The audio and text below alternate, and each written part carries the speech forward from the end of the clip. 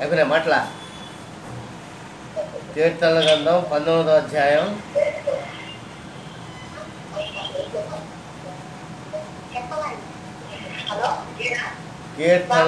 కీర్తనల గ్రంథం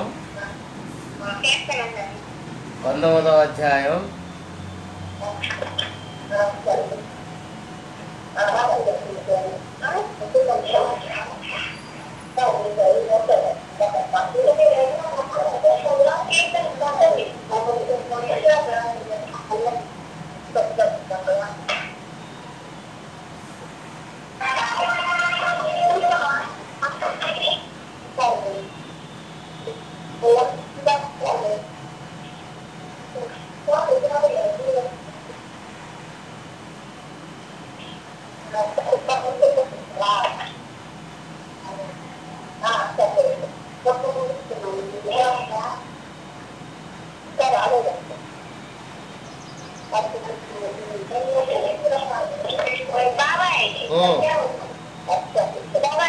'చెప్పు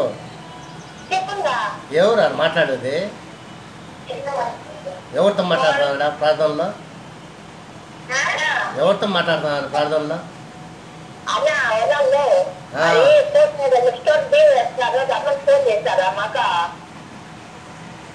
అక్కడ మాట్లాడకుండా బయట పోయి మాట్లాడు. వాళ్ళ ఫోన్ ఉంది కదా, అందుకే పక్కన మాట్లాడుతూ అదే పైకి తెప్పించిన. అది పైకి ఉంది వల్ల అది తెప్పొస్తుంది. కీర్తన గ్రంథం 19వ అధ్యాయం 12 నుంచి 14 వచనాలు అందరం కలిసి చదువుకుంటాం.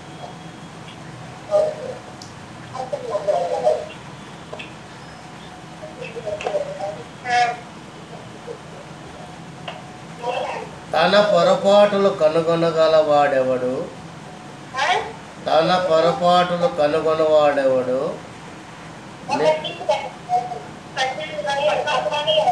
12 నుంచి 14. ఎవరికి ఆ ఫోన్? ఎవరి ఫోన్లో వచ్చింది ఫోను?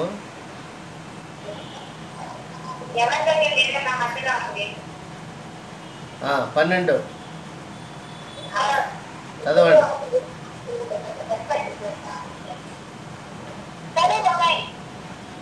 తన పొరపాటును కనుగొనవాడెవడు? నేను రహస్యముగా చేసిన తప్పులను క్షమించి నన్ను నిర్దోషినిగా తీర్చుము. దురభిమాన పాపముల్లో పడకుండా నీ సేవకుని ఆపుము. వాటిని నన్ను వేలనీయకము. అప్పుడు నేను యథార్థవంతుడై అధిక ద్రోహము చేయకుండా నిందారహితుడవుదను. యెహోవా నా ఆశ్రయదుర్గమా, నా విమోచకుడా, నా నోటి మాటలను నా హృదయ ధ్యానమును నీ దృష్టికి అంగీకారములుగాక. చిన్న ప్రార్థన చేసుకుంటాం.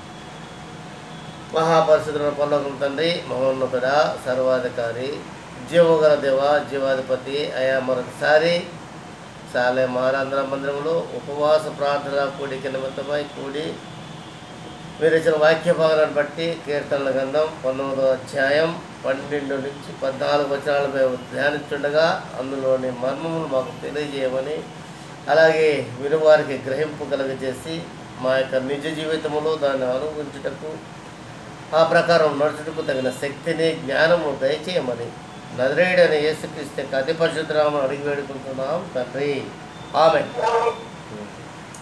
తన పొరపాటులు కనుగొనవాడు ఎవడు? నేను రహస్యముగా చేసిన తప్పులు క్షమించి నన్ను నిర్దోషినిగా తీర్చుము. దురభిమాన పాపములో పడకుండా నీ సేవకుని ఆపుము. వాటిని నన్ను ఏలనీయకుము.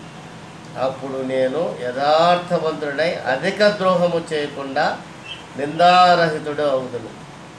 యెహోవా నా ఆశ్రయదుర్గమా, నా విమోచకుడా, నా నోటి మాటలను నా హృదయ ధ్యానమును నీ దృష్టికి అంగీకారమును అగునుగాక. ఏం చెప్తున్నారు కీర్తనకారుడు దావీదు? ఏం చెప్తున్నాడు? తన పొరపాటును కనుగొనవాడెవరు అంటున్నాడు. దావీదు భక్తుడు ఈ కీర్తన రచించినాడు కదా. ఈ కీర్తనలో దేవుని యొక్క వాక్యం యొక్క విలువ, దేవుని ఉపదేశంలో ఏర్పరచబడిన ధర్మము ఎంత నిర్మలమైనది, మన కన్నులకు ఎలాగ వెలుగునిస్తుందో వర్ణించాడనమాట. దేవుని న్యాయవిధులు సత్యమైనవి అంట, అవి న్యాయమైనవి. దేవుని ధర్మశాస్త్రము యథార్థమైనది. అది మన ప్రాణమును ఏం చేస్తుంది? తెప్పరిల్లా చేస్తుంది. అది మన ప్రాణం ఏం చేస్తుంది? తెప్పరిల్లా చేస్తుంది. యెహోవా నియమించిన ధర్మశాస్త్రము యథార్థమైనది, అది మన ప్రాణమును తప్పదల్లా చేయదు. యెహోవా శాసనము నమ్మదగినది. యెహోవా శాస్త్రం ఎటువంటిదంట? నమ్మదు. అదే అధ్యాయంలో 7వ వచనం ఒకసారి చదవండి. యెహోవా నియమించిన ధర్మశాస్త్రము యథార్థమైనది, అది ప్రాణమును తెప్పరిల్ల చేయను. యెహోవా శాసనము నమ్మదగినది. అది బుద్ధిహీనులకు ఏమో పుట్టిస్తుంది? జ్ఞానం పుట్టిస్తుందంట. బుద్ధిహీనులకు జ్ఞానం పుట్టిస్తారు. బుద్ధిహీనులు అంటే ఎవరు? యేసు ప్రభువును దేవుడుగా నమ్మని వారంతా బుద్ధిహీనులే. యేసు ప్రభువును దేవుడు అని నమ్మకుండా ఉండే వాళ్ళంతా ఇహలోకములో ఎవరు? బుద్ధిహీనులు. అవునా కదా? ఈ అధికారం అందరికీ ఉందా లేదా? ఈ యొక్క జ్ఞానము ఈ లోకములో అందరికీ ఉందా లేదా? లేదు.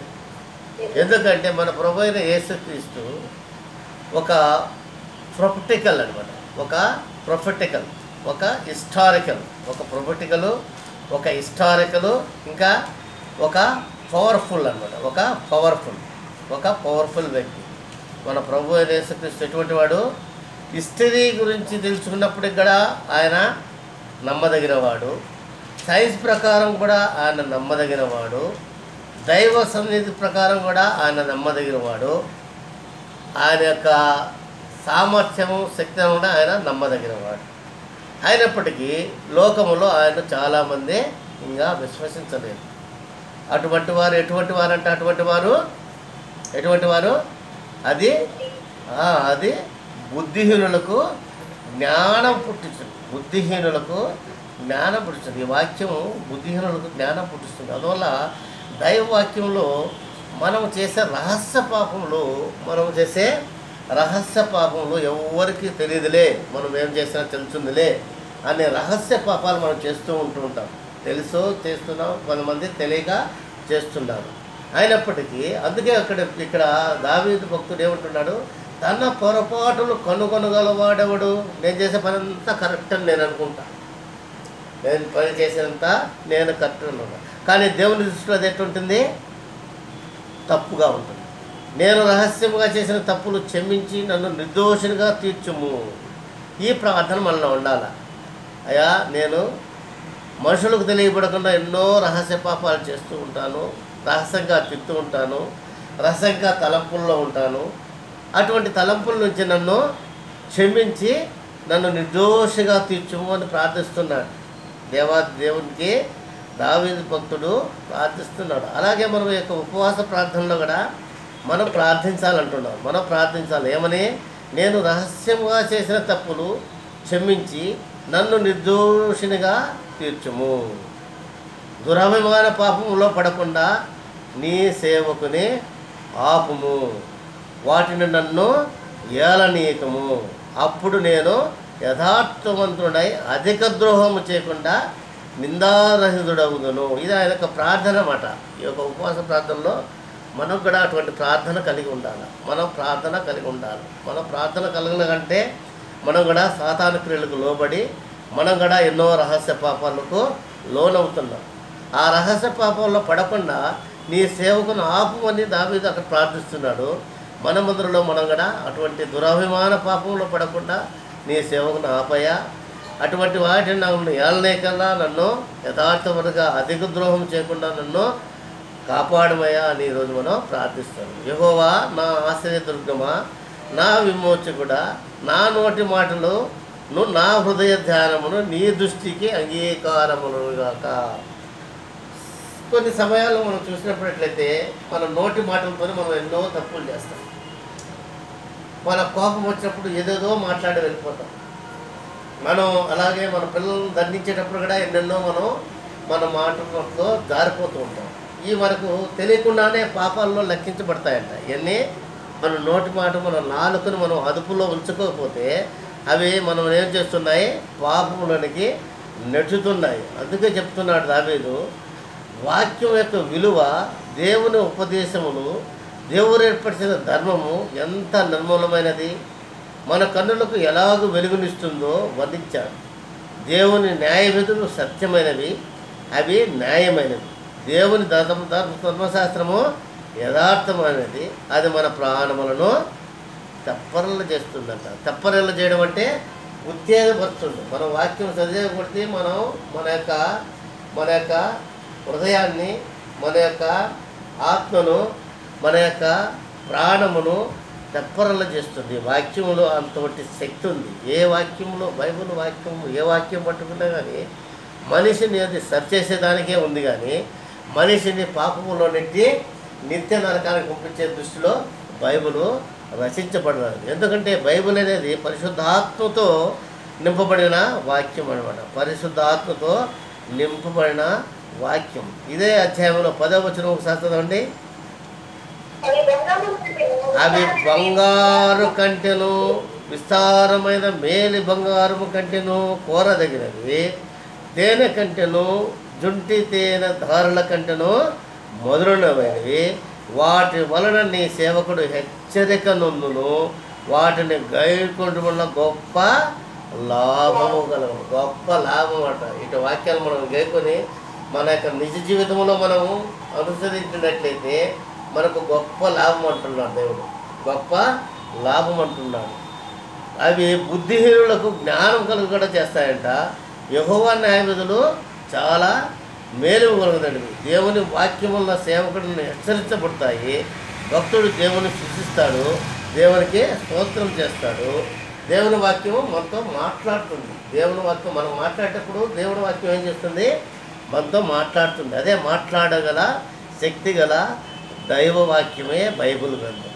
ఈ బైబిల్ గ్రంథం అనేది ఆషిమాషిగా ఎవరో రాసి కథ కాదు. ఇది మన నిజ జీవితానికి మనం ఎలా ఉన్నామో ఒక అర్థంలాగా మన యొక్క రహస్య పాపాలను, మన పొరపాట్లను ఎత్తి చూపుతుంది. మన పొరపాట్లను ఎత్తి చూపుతుంది. మన మైండ్ ఇప్పుడు మందిరంలో ఉంది, కానీ మన మైండ్ ఎక్కడుంది, ఇంట్లో వంట మీద ఉంటుంది కొంతమంది కదా. మన మైండ్ మందిరంలో, మన బాడీ మాత్రం శరీరం మందిరంలో కూర్చుంది. కొంతమందికి పొలంలో ఉంటుంది, కొంతమందికి రోడ్డు మీద ఉంటుంది, కొంతమందికి రేపు కార్యక్రమం ఏం జరుగుతున్నాయో వాటిల్లో ఉంటుంది. కానీ మన మైండ్ను కంట్రోల్ చేయాలంటే మనం మొట్టమొదటిగా వాక్యానికి లోబడాలి. మొట్టమొదటిగా మన వాక్యాన్ని లోబడపాలా. దేవుని వాక్యం అంతా మాట్లాడుతుంది కాబట్టి, మనలోని తప్పులు, పొరపాట్లు, పాపలు ఎత్తు చూపుతుంది కాబట్టి దేవుని వాక్యం వల్ల మనం ఏం చేయాలా, హెచ్చరిక నొందాలి. హెచ్చరిక అంటే కాషన్. ఇప్పుడు ముందు ఏదన్నా ఒక ట్రాన్స్ఫార్మర్ ఉంటుంది కదా, దాని ముందర ఏం చేస్తాం మనం, డేంజర్ అని చెప్పి ఒక పెద్ద బోర్డు పెడతాం. ఎందుకు, దాని తగిలితే మనం చచ్చిపోతాము, దాని తెలిసే చచ్చిపోతాం.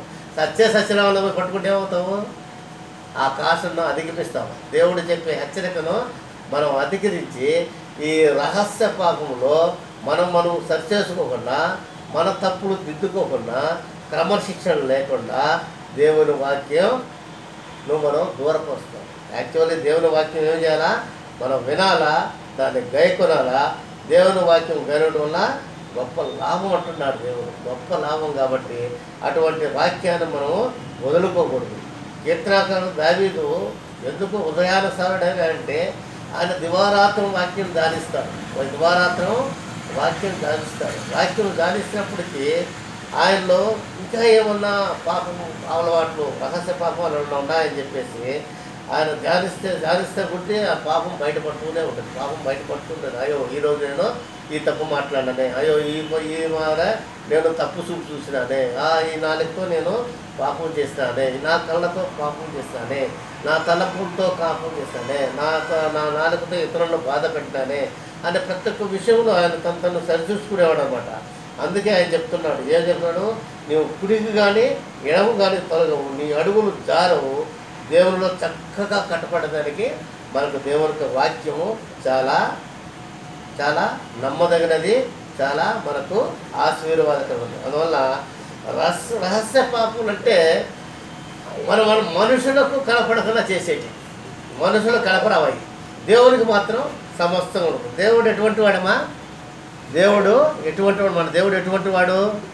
అగ్ని నేత్రములు గలవాడు. మన దేవుడు ఎటువంటి వాడు? అగ్ని. ప్రకటన గ్రంథం 1వ అధ్యాయం 14వ కదా, ఒకసారి చదవండి.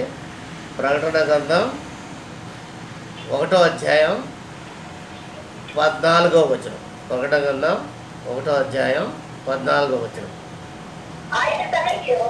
ఆయన నేత్రములు 14వ వచనం.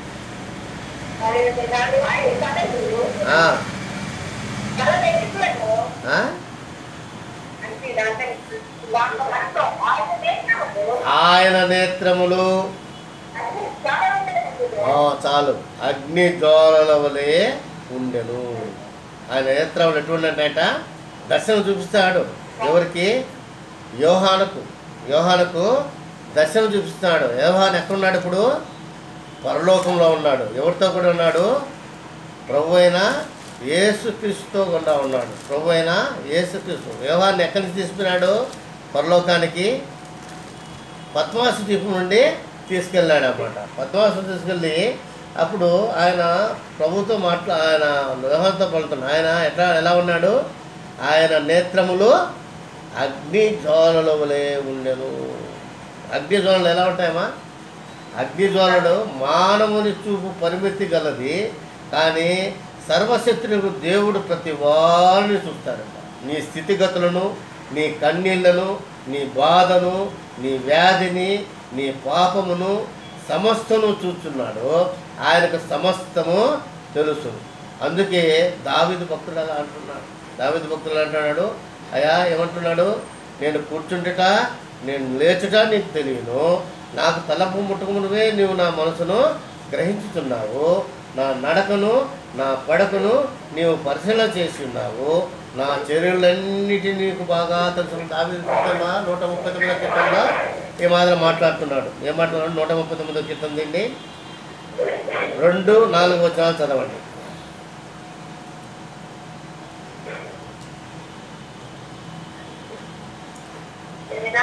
కీర్తనల గ్రంథం 139వ అధ్యాయం 2-4.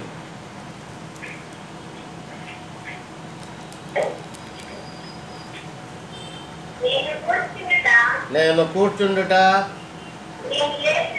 నేను లేచుట నీకు తెలియను. నా తలంపులు పుట్టకమునుకే నీవు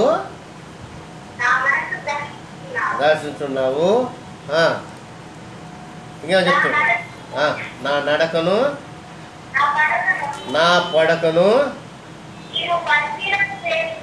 నీవు పరిశీలన చేయుచున్నావు. నా చర్యలన్నింటినీ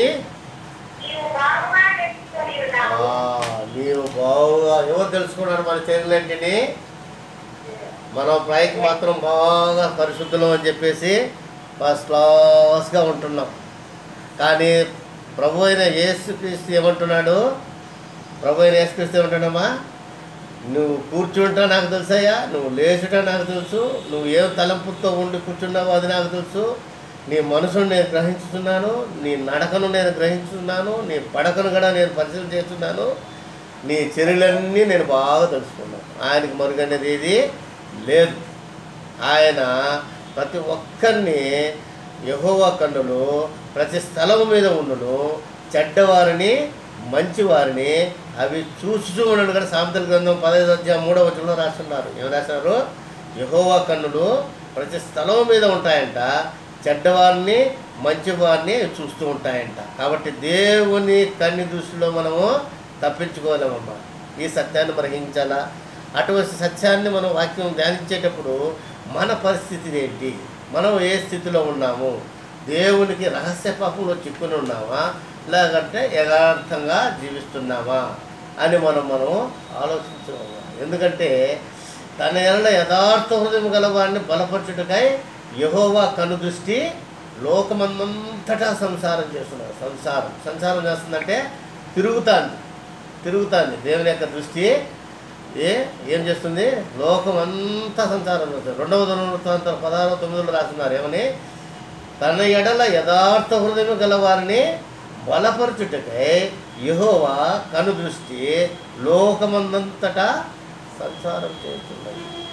ఏప్రిల్ రాసిన పత్రిక 4:19 రాస్తున్నారు, ఆయన దృష్టికి కనపడని సృష్టం ఏది లేదంట. మనం ఎవరికి లెక్క చెప్పవలసి ఉన్నదో ఆ దేవుని కన్నులకు సమస్తమును మరుగు లేక తేటగా ఉండాలి. ఏప్రిల్ రాసిన పత్రిక 4:19 చదవనమా?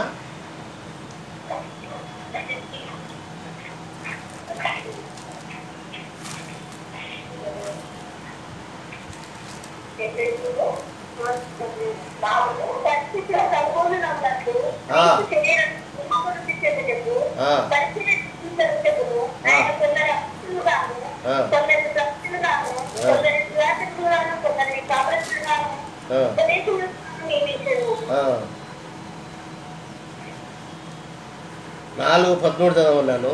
మరియు ఆయన దృష్టికి కనబడే సృష్టము ఏదీ లేదు, మన ఎవరికి లెక్క చెప్పవలసి ఉన్నదో ఆ దేవుని కన్నులకు సమస్తమును మరుగులేక తేటగా ఉన్నది. చదవండి మళ్ళీ ఒకసారి, అందరు కలిసి చదవండి.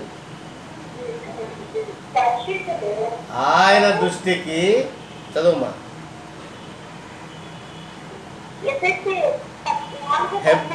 హెబ్రీలకు రాసిన పత్రిక 4:13.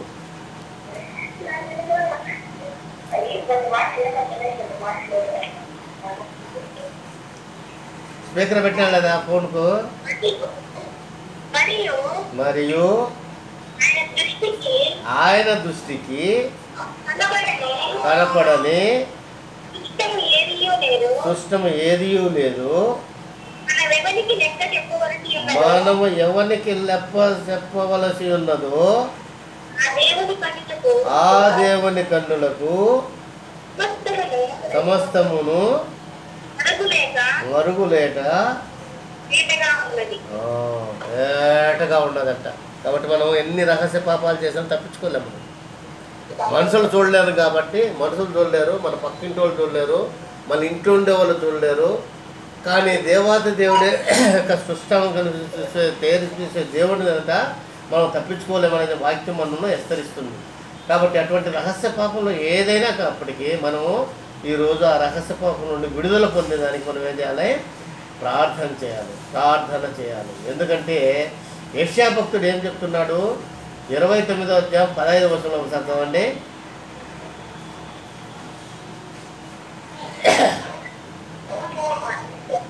యెషయా గ్రంథం 29:15వ వచనం.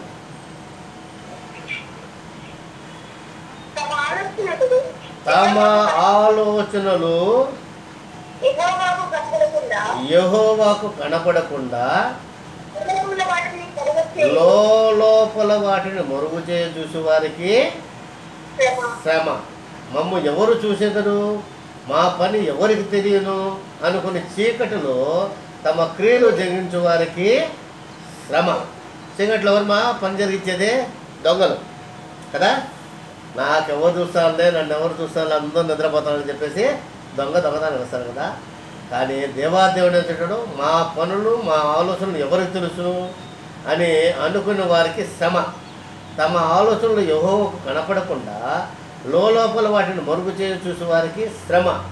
మమ్మ ఎవరు చూసేదరు, మా పని ఎవరికి తెలియను అనుకుని చీకటిలో తమ క్రియలు జరిగిన వారికి శ్రమ. ఇదే విషయాన్ని మన యోబు భక్తుడు కూడా ఒక విషయం చెప్తున్నాడు. యోబు గ్రంథం 31:34 ఒకసారి చూడండి. యోబు గ్రంథం 31:34.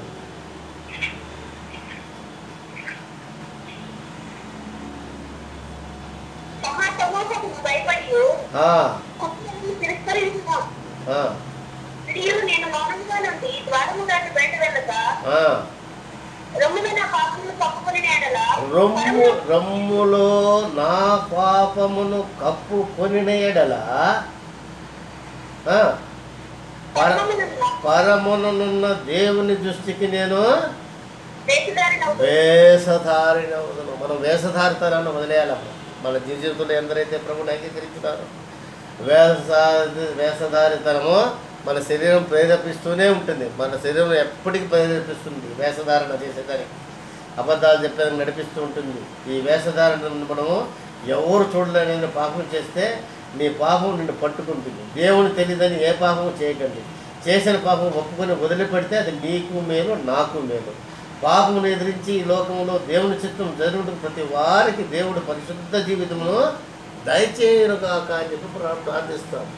అందుకే మన రొమ్ములో మనం పాపం పెట్టుకొని అది పరమంలో దేవుని దృష్టికి ఏమవుతుంది? వేషధారణ అవుతుందంట. వేషధారణ దేవుడికి అయిష్టమైన పని. నువ్వు లోపల ఎలా ఉన్నావో బయట అలా ఉండేదానికి ప్రయత్నించాలంటే మనకి ఈ ఉపవాస ప్రార్థన చాలా అవసరం. ఈ ఉపవాస ప్రార్థన చాలా అవసరం. ఎందుకంటే మార్కు సువార్త 7వ అధ్యాయం 21-23లో ఒక గొప్ప సత్యాన్ని మనకు బయలుపడుతున్నాడు. చదవండిమా. మార్కు సువార్త 7వ అధ్యాయం 21-23. లోపల నుండి అనగా మనుషుల హృదయములో నుండి దురాలోచనలను, జారత్వములను, దొంగతనములను, నరహత్యులను, వ్యభిచారములను, లోభములను, చెడుతనములను, కృత్రిమమును, కామ వికారమును, మత్సరమును, దేవదూషణయు, అహంభావమును, అవివేకమును వచ్చును. ఈ చెడ్డవన్నీయు లోపల నుండి బయలు వెళ్ళి మనిషిని అపవిత్రపరుచును. ఇష్టంగా చెప్తున్నాడు. ఇవి ఎక్కడి నుంచి వస్తాయంట? మన లోపల నుంచి వస్తున్నాయి. లోపల నుంచి వచ్చి బయటకు వస్తున్నాయి. బయట నుంచి లోపల పోయేది ఏమవుతుంది? బయట నుంచి మనం లోపల పోయేది ఏమవుతుంది? మనం మార్కెట్కు ఏం తెచ్చుకుంటున్నాం? కూరగాయలు చెత్త తెచ్చుకుంటాను. ఏంది? చెత్త. చెత్త కదా అది. మనం తింటానే ఏమవుతుంది? అది చెత్త అయిపోతుంది కదా. అది మనం తినింది ఎక్కడికి పోతుంది? బహిర్గతం అయిపోతుంది. కానీ మన లోపల నుంచి వచ్చేటి ఇన్ని ఉన్నాయంట. చూడు, మన లోపల నుంచి బయటకు వచ్చేటి ఇన్ని ఉన్నాయి. మనం ఒక్కటే అనుకుంటాం విగ్రహారాధకులు వాళ్ళంతా ప్రసాదాలు తింటారు, చాలా పెద్ద తప్పు అనుకుంటాం మనం. కానీ విగ్రహారాధన గురించి ఈ అపోస్తలుడైన పౌలుకు ఒకసారి అడుగుతారు, ఈ విగ్రహాలను తినేది తినొచ్చునా తినకూడదా అని అపోస్తలుడైన పౌలును ఒకసారి అడుగుతారు. అప్పుడు ఈ విషయం చెప్తాడు ఆయన. ఏమో చెప్తాడు? అయ్యా, బయట నుంచి తినేది ఏమవుతుంది? నీకు చెత్త అయిపోతుంది. ఏమవుతుంది? చెత్త అయిపోతుంది. లోపల నుంచి బయటకు వచ్చేది ఏంటంటే లోపల నుండి అనగా మనుషుల హృదయంలో ఉండి. మనుషుల హృదయం ఎటువంటిది? ఘోరమైన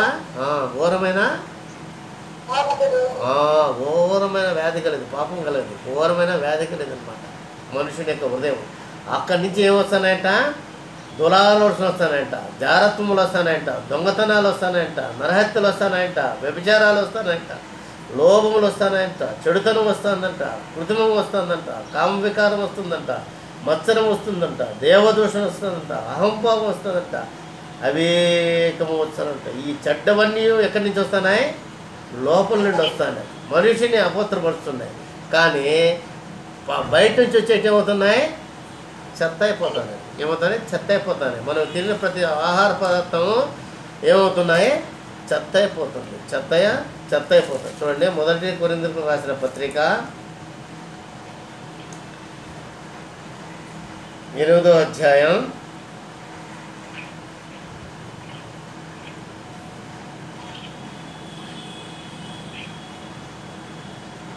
1 నుంచి చదవండి.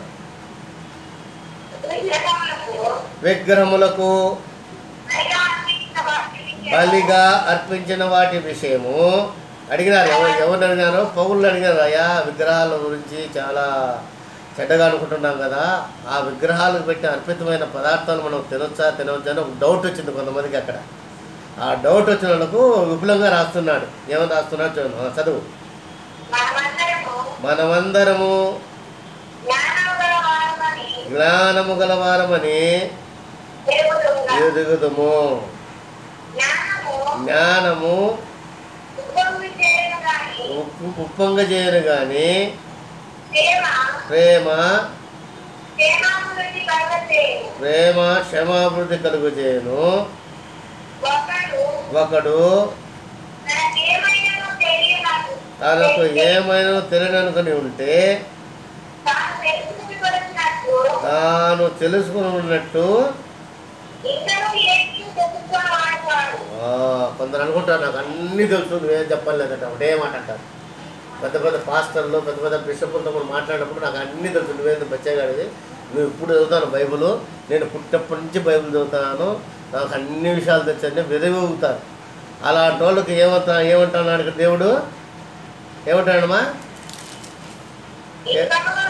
ఒకడు తనకేమైనా తెలియని కానీ ఉంటే తాను తెలుసుకున్నట్టు ఇంకనూ ఏమి తెలియదు. కొన్ని విషయాలు నీకు తెలుసు, కొన్ని విషయాలు నాకు తెలుసు. కొన్ని విషయాలు నీకు పరిశుద్ధాత్మ ద్వారా బయలుపరిచినాడు దేవుడు, కొన్ని విషయాలు నాకు బయలుపరిచినాడు. అందువల్ల నేను సంపూర్ణమైన తెలివైన వాడిని కాదు, నువ్వు సంపూర్ణమైన తెలివైన దాని కాదు. మనం ఒకరి కంటే ఒకరు ఎక్కువ. నాకంటే ఆమెకు దండిగా తెలుసు, ఆమె కంటే నాకు దండిగా తెలుసు అనే ప్రసక్తిలో ఉన్నట్లయితే మనం ఇంకా తెలుసుకోవాల్సినవి చాలా తెలుసుకుంటాం. మనకు ఇంకా తెలియనిటివన్నీ కొన్ని విషయాలు దేవుడు కొందరి ద్వారా మనకు హెచ్చరిస్తాడు. చెప్పండి, చదువు 3వ వచనం. ఒకడు దేవుని ప్రేమించిన కదా అతడు దేవునికి ఎరికైన వాడే. కాబట్టి విగ్రహమును బలిగా అర్పించిన వాటిని త్రిట విషయము రోగమందు విగ్రహము బట్టిదనియు ఒకడే దేవుడు తప్ప వేరొక దేవుడు లేడనియు. ఇప్పుడు 2 ప్రధాన పాపములు మన లోకంలో జరుగుతున్నాయి. ఏంటమ్మా? 2 ప్రధాన పాపములు ఏంటి జరుగుతున్నాయి? ఒకటి వచ్చేసి విగ్రహారాధన. విగ్రహారాధన పాపం అని ఎంతమంది అనుకుంటారు లోకంలో? చెప్పాలి మీరు. విగ్రహారాధన పాపం అని ఎంతమందికి తెలుసు లోకంలో? ప్రైమ్ మినిస్టర్కే తెలియదు విగ్రహారాధన పాపం అని. ప్రైమ్ మినిస్టర్కే తెలియదు. పెద్ద పెద్ద విగ్రహాలు, రాముడు, సీత బొమ్మలు అన్ని పెట్టే వేసి ఉంటాయి కదా. కానీ దేవుని వాక్యం ఏం చెప్తుంది? విగ్రహము